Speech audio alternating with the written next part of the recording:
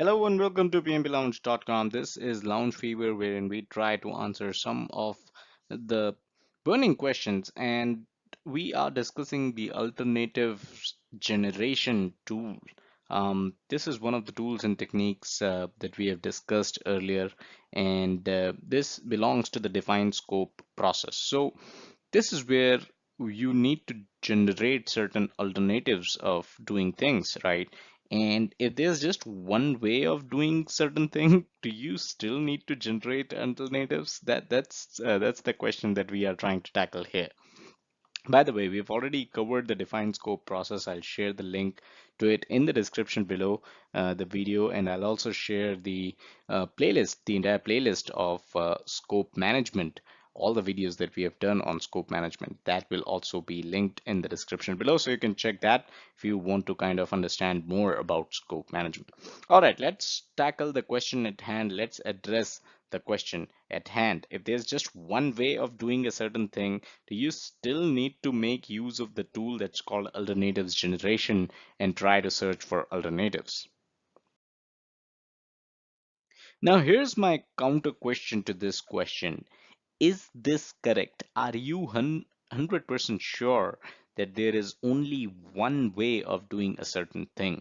There's only one way of addressing the problem at hand. If there's only one way of defining the scope the way you are defining, right? Because I mean, look around yourself. Is there only one way of doing a certain thing in life in general? Of course not. Making coffee, you can use 10 different ways to make coffee, a cup of coffee, right? So there will always be alternative methods of doing certain things. And when you're defining scope, when you are trying to address the requirements of the project, you can definitely come up with alternatives, and you can definitely define different ways of meeting that scope, define different ways of defining the scope, right? So my counter question to this is definitely, is are you 100% sure that there is only one way of doing a certain thing? Now, if you're 100% sure that there is only one way of doing a certain thing and you have that, do you still need to use the alternatives generation tool or the alternatives generation technique? Of course not, right? If there's only one way of doing a certain thing, you need not use the alternatives tool, right? That's how PMBOK is. That's how project management works. It is not set in stone. And in fact, the next slide will talk about it in a bit more detail. So you need to remember that whatever that you read in the PMBOK guide is only guidance, right? It is basically a set of best practices that apply to most projects most of the time. They are not the mandatory steps one should follow on all projects blindly, because these processes, these tools and techniques defined in the PMBOK guide might not be applicable to certain projects. Let's talk about procurement management.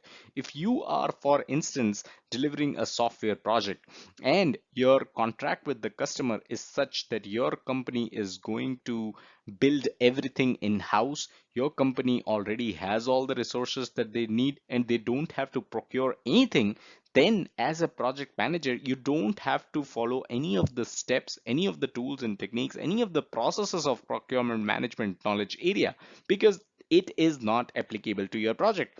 I've seen so many project managers in so many organizations who do not have any visibility on the kind of cost their project is incurring, because the way that work, the kind of projects that they deliver and the organizations that they work for do not want project managers to deal with cost at all. They have different departments, or they have their own enterprise wide PMO that takes care of all the cost involved in all the projects across the board.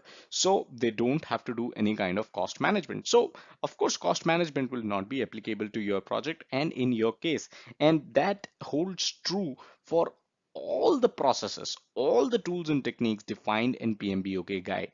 If something is not applicable to your project, to your scenario, then feel free to skip it.